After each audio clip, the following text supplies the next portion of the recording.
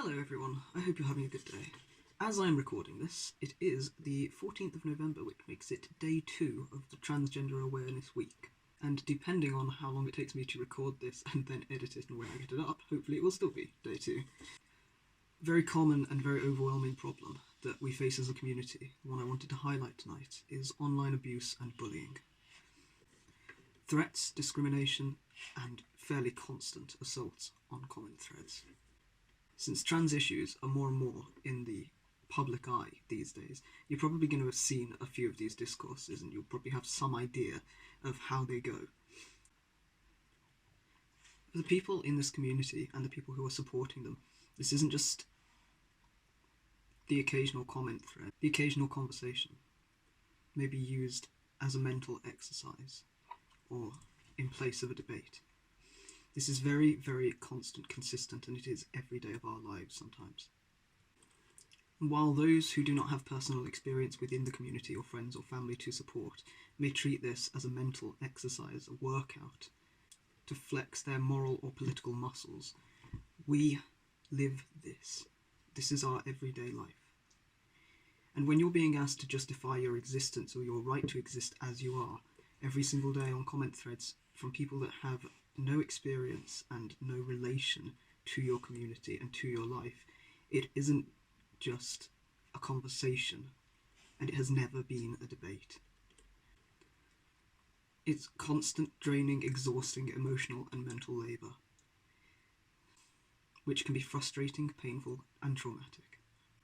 The frequency of this is really it's every day at the minute, especially right now because there are a lot of stories in the news about trans people.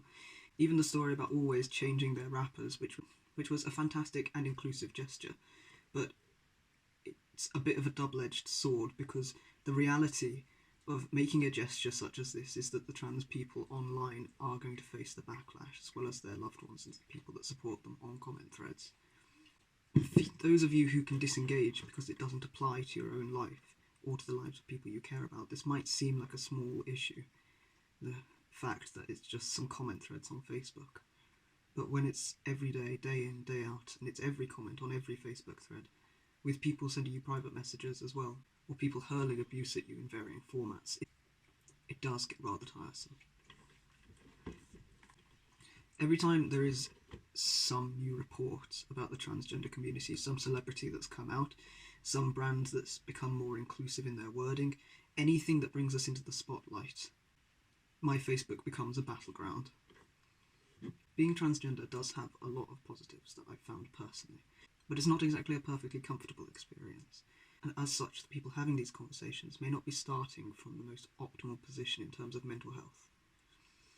Depression, anxiety, self-harm and suicide attempts, as well as issues with addiction, can be chronic struggles for those in the community. You've no idea how much freedom or safety somebody experiences in their day-to-day life, and depending on where they're starting from in terms of mental health, what sort of environment they may come from, the sort of support networks available to them, the emotional labour of these comments can be debilitating. They can cause panic attacks, PTSD symptoms, weeks worth of depression, anxiety, and a general downward spiral of mental health. While it is nobody's obligation to educate anybody about our lives and about our community, some people do. I do. I quite enjoy, actually, most of the conversations I have with people. I don't mind educating people at all, as long as they're willing to learn. But there's a big difference between somebody asking a genuine question born of confusion and somebody hurling slurs and insults at you. There's a difference between somebody posting a question on Facebook to ask for their friends' opinions and to be educated, and posting something that they know will create a biased environment for a conversation to be had where trans people are not safe to participate. There is a difference between the intention to learn and asking for education, and intending to belittle, to goad somebody into a conversation so that you know you can shove your point further down their throat while complaining that this is what they're doing to you. What I'm talking about is insults, slurs, frequently hurled abuse, and a focus on taking down the person. I know a lot of trans people feel differently, but personally I don't really care when this stuff is said to me, because because I'm lucky, basically. I was raised in a really nice environment. I had a fantastic mother who taught me to unpack things before they bothered me in terms of my mental health. I have a good support network. I'm lucky. And there are a lot of people that are not that lucky. The thing is, if somebody's asking me a question to understand and they're not intending to upset or offend me, then I understand that intent, and that's important to me, so I'm not going to be upset or offended. And if somebody's trying to intentionally upset or offend me, then that says a lot about them, and I don't think they're the sort of person whose opinion I really care about. So as far as I'm concerned, I don't mind when it's said to me, but it does completely and utterly morally outrage me, because all I can ever think of are the millions of people that aren't as lucky as me, that don't have those support systems in place, that might be going through a much rougher time, and you don't know which comment is going to be the last straw. Sometimes these comments are made without the intent of any trans person seeing them, just a bit of banter on somebody's own private wall. But what I would say to people that make those sort of statuses is that you don't know when one of us is watching. You have no idea if you know a trans person or not. You can't judge on looks alone. You may very well have friends that are questioning their gender right now and afraid to come out because it doesn't look like a safe environment. And statuses like that confirm these fears. You don't know when the parent of a trans child could be reading what you're writing, and you could be making that child's life a living hell, compounding a prejudice held by the parent and furthering the misunderstandings they have. More importantly, if you make these jokes, you are normalising jokes at our expense. You are normalising an atmosphere and an environment where we are not safe to comment on things and reveal our trans status because of the abuse that will likely not end when the conversation does, but will follow us rather for days or weeks or months. The suicide statistics in the transgender community are insanely high. And we don't know what someone's going through. We never know what someone's going through. And comments like this are particularly terrifying to me, because for a person who's going through a lot and doesn't have a lot of support, it could be the final straw. It could be a child reading a conversation that their mother had with a friend online and knowing that they can't come out to them safely, and feeling depressed and suicidal alone in their room because they know that they can't reach out for support as it won't be given. There are always arguments and debates on Facebook. That's just part of life. And it's okay to disagree with one another's opinions. It's actually quite healthy to have a good debate and see either side of every argument. You learn a lot more that way, in fact. There are a couple of things which make this different. For one thing, my existence is not a matter to be debated.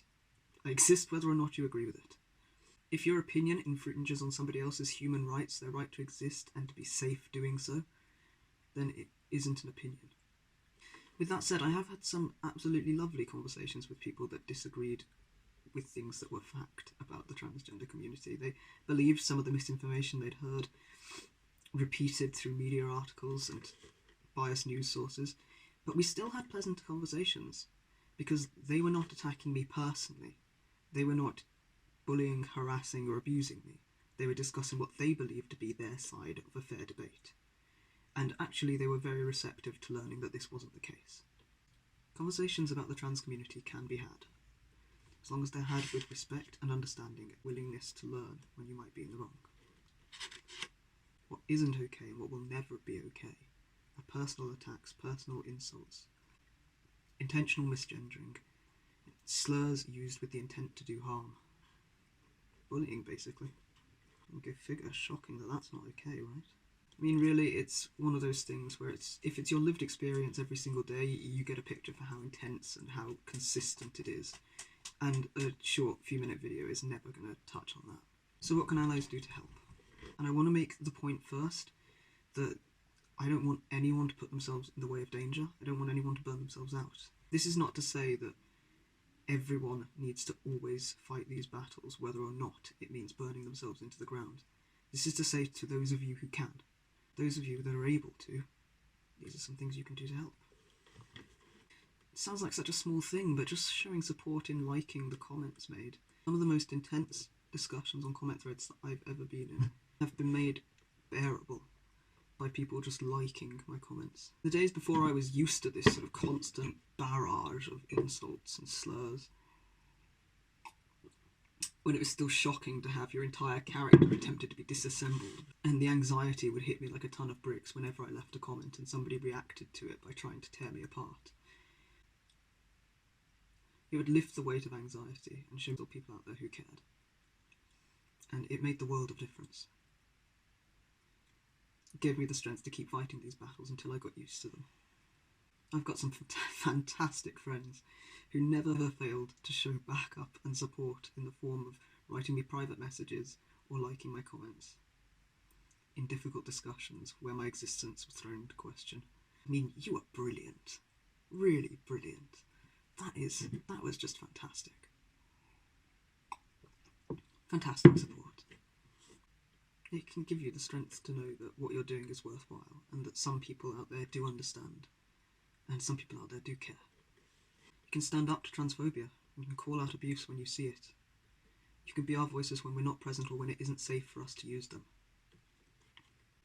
You can normalise calling out behaviour that isn't okay. It's an important note to not get pulled into semantics or side threads. You needn't follow where some commenters try to lead when they ask you to define what you mean by a certain term. You can bring it back to their action, time and time again. You can ignore everything they're saying and just say this action that you just committed was not okay. This action you committed was abuse. This action you committed was transphobia, was bullying, was harassment, was not okay. It needn't turn into a debate. You needn't follow or try to parry their thoughts. If people are goading you specifically for that response, there's a good chance that they're not going to listen and that they don't want to be educated.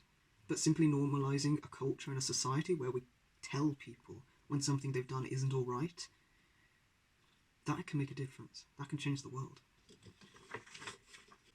Focus on the action, not the person. There's no point in bringing personal comments, personal attacks into any of this. If they try to flip it round and put words in your mouth, again you can reiterate, this action you performed was not okay. And you can leave it at that. Even just leaving one comment saying this action was not okay.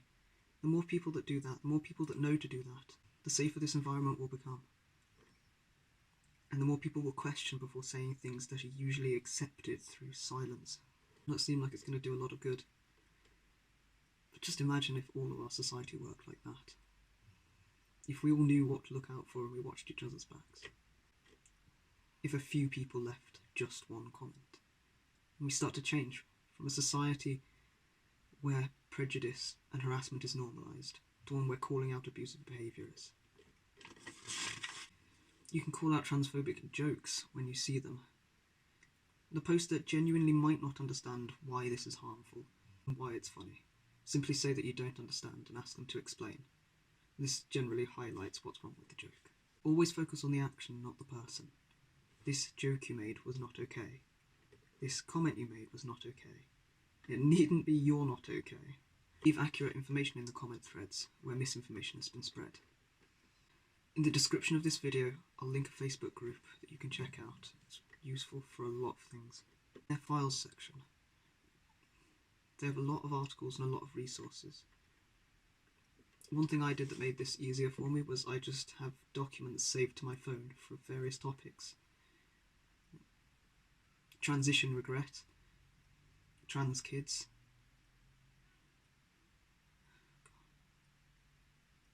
satisfaction after transition. Just picked out the most common things that came up, and I've got links and pre-typed sentences saved. So now all I have to do is copy and paste from the document into the comment thread, and I can leave the comment thread. Then I know the right information is there, and any trans person or person questioning their gender or parent of trans child who reads it will know that they're not alone. And possibly, if it's the first they're hearing about it, they will have access to the correct resources to see that there's nothing wrong with them and nothing wrong with their child. And it might possibly save them from making some horrible mistakes. Or from slipping into a cycle of depression. And feeling like no one cares. You do get a lot of people who are willing to learn when it doesn't seem like it. They might revisit the comment thread later, they might click on the links you send without responding to them, and they might go away and consider the evidence that they've been confronted with and change their minds. It happens quite often, actually. The important thing, as far as I'm concerned, is you're not trying to change the mind of the person that you're commenting to if they're being abusive. You can leave the information there for them, but ultimately it's not up to us to change anyone's mind. It's not something you can do. But we can give them the possibility to change their own mind. We can give them the option. We can leave information, we can leave resources, and we can bring to their attention when something they've said or done is not okay. And that at least gives them the opportunity to learn and correct the behaviour in future. If you don't know what sort of things to look out for, and what sort of things you should say in response, then you can follow the link in the description of this video to the tag group on Facebook. It's a fantastic place, lots of great people that are really willing to educate. Questions are happily answered on the group. You can tag the group anywhere and everywhere.